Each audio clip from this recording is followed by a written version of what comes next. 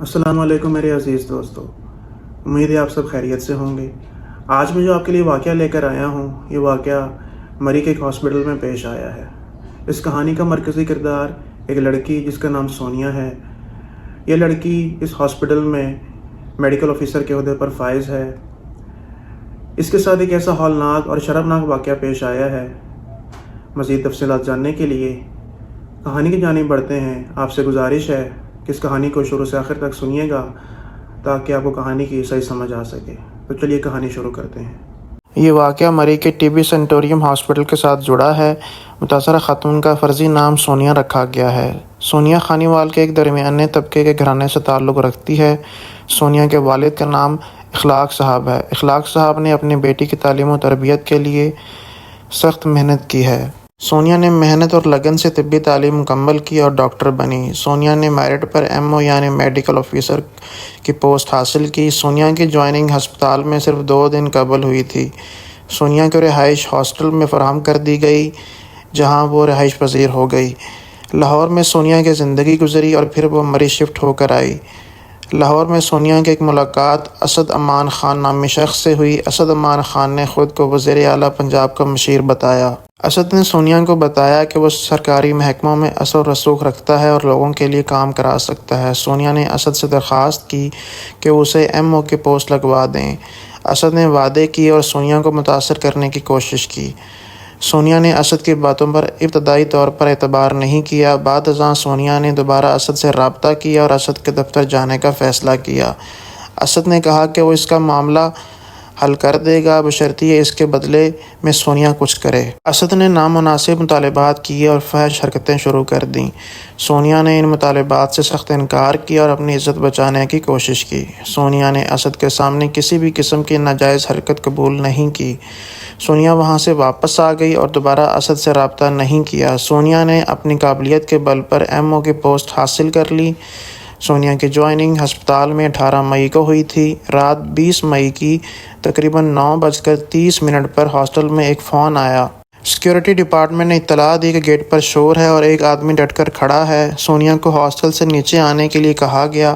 جب سونیا نیچے آئی تو اس کے سامنے وہی شخص کھڑا تھا جس کا نام اسد امان خان تھا۔ سونیا نے اسد سے پوچھا کہ وہ یہاں کیا کر رہا ہے۔ سونیا نے اسد کو یاد دلایا کہ اس نے پہلے بھی اس کے ساتھ غلط حرکتیں کی تھیں۔ سونیا نے اسد کو بتایا کہ اس نے اس کا بلیک میل کیا تھا۔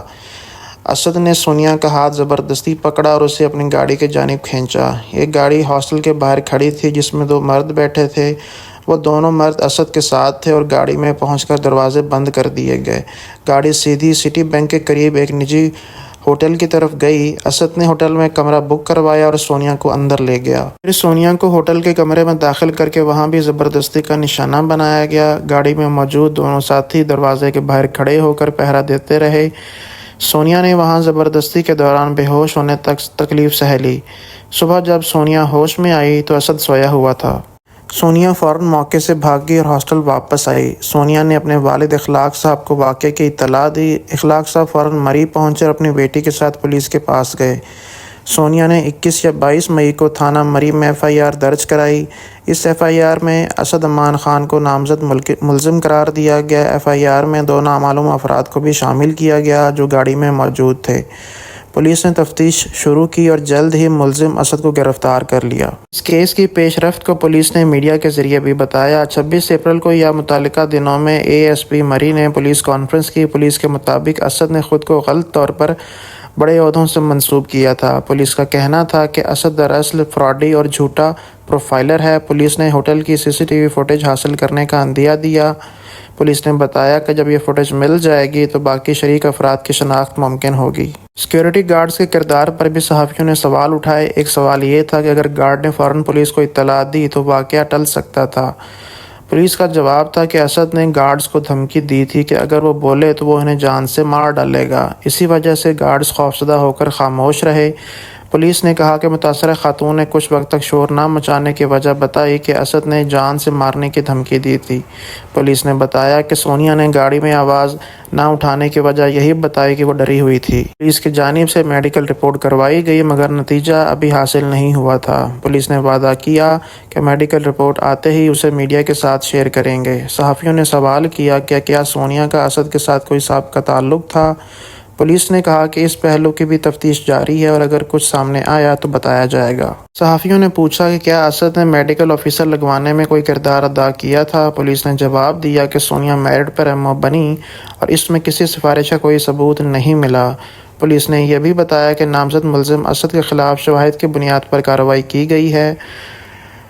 پولیس نے یہ بتایا کہ دیگر ملوث افراد کی شناخت کے لیے تحقیقات جاری ہیں۔ پریس کانفرنس میں پولیس نے عوام سے صبر اور ریلیکس ہونے کے لیے کہا۔ پولیس نے اس معاملے کو سنجیدگی سے لیتے ہوئے مزید تحقیقات کا وعدہ کیا۔ پولیس نے بتایا کہ ملزم کی گرفتاری کے بعد مزید شواہد جمع کیے جا رہے ہیں۔ پولیس نے کہا کہ اگر CCTV فوٹیج میں اضافی شواہد ملتے ہیں تو شریک ملزمان کو بھی گرفتار کیا جائے گا۔ صحافیوں نے اسی طرح کے سوالات بڑے احتیاط کے ساتھ پولیس سے پوچھے۔ پولیس نے ہر سوال کا مختصر مگر واضح جواب دینے کی کوشش کی۔ پولیس نے کہا کہ متاثرہ خاتون خود FIR درج کرانے والی مدعی ہیں۔ پولیس نے واضح کیا کہ مقدمہ درج ہونے کے بعد قانونی کارروائی شروع ہو گئی ہے۔ پولیس نے بتایا کہ متاثرہ خاتون کی حفاظت اور تفتیش دونوں یکساں طور پر اہم ہیں۔ پولیس نے یقین دہانی کروائی کہ انصاف کے تقاضے پورے کیے جائیں گے۔ پولیس نے عوام سے کہا کہ وہ مقدمے کی کارروائی میں مداخلت نہ کریں۔ پریس کانفرنس میں کہا گیا کہ مقدمے کا ریکارڈ کھولا جائے گا اور شواہد جاری کیے جائیں گے۔ پولیس نے یہ بھی کہا کہ جب میڈیکل رپورٹ اور CCTV فوٹیج کا مکمل تجزیہ ہوگا تو معاملہ واضح ہو جائے گا۔ پولیس نے یاد دہانی کروائی کہ تمام فرد بے گناہ ہیں جب تک جرم ثابت نہیں ہوتا۔ اس واقعے نے معاملے کو حساس اور عوامی توجہ کا مرکز بنا دیا ہے۔ جی تو میرے پیارے دوستو، جیسا کہ آپ نے اس کہانی میں سنا کہ اسد نے اپنے دو ساتھیوں کے ساتھ مل کر سونیا کو زیادتی کا نشانہ بنایا اور اس کی زندگی تباہ کر دی۔ ناظرین، زنا ایک قرض ہے۔ جب انسان ایسا فیل کرتا ہے تو وہ بھول جاتا ہے کہ کل کو اس کی خواتین بھی ایسے حادثات کا شکار ہو سکتی ہیں۔ لہٰذا ہمیں یہ کوشش کرنی چاہیے کہ دوسرے خواتین پر بری نظر نہ رکھیں تاکہ ہمارے اپنے گھر کی خواتین ایسی نظروں سے بچ سکیں۔ تو آج کے لیے بس اتنا ہی۔ میرے چینل کو سبسکرائب اور میری ویڈیوز کو لائک ضرور کیجیے گا۔ اپنا بہت سارا خیال رکھیے گا۔ اللہ حافظ۔